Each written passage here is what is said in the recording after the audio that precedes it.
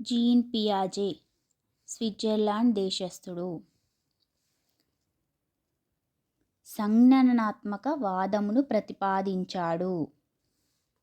పియాజే ప్రకారం సంజ్ఞాన వికాసంలో 4 దశలు ఉన్నాయి. సంవేదన చాలక దశ 0 to 2 years, పూర్వ ప్రచాలక దశ 2 to 7 years, మూర్త ప్రచాలక దశ 7 to 12 years, అమూర్త ప్రచాలక దశ 12 to 15 or 16 years.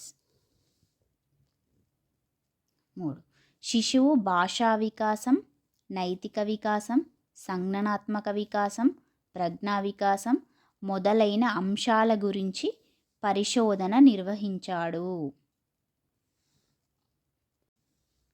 CE Skinner విద్యా మనోవిజ్ఞాన శాస్త్ర పరిధిని 5 అంశాలుగా పేర్కొన్నాడు. 2. అభ్యాసకుడు, అభ్యసన వాతావరణం, అభ్యసన ప్రక్రియ, అభ్యసన అనుభవాలు, ఉపాధ్యాయుడు. ఈ 5 అంశాలు స్కిన్నర్ పేర్కొన్నాడు.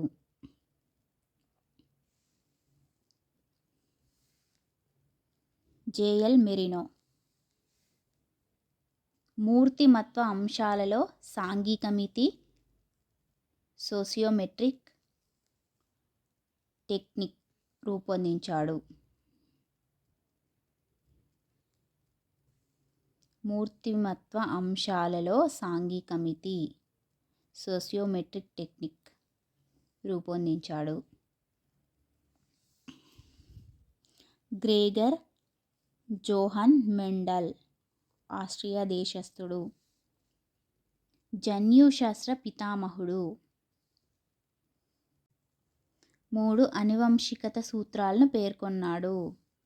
సారూప్య సూత్రం, వైవిధ్య సూత్రం, ప్రతిగమన సూత్రం.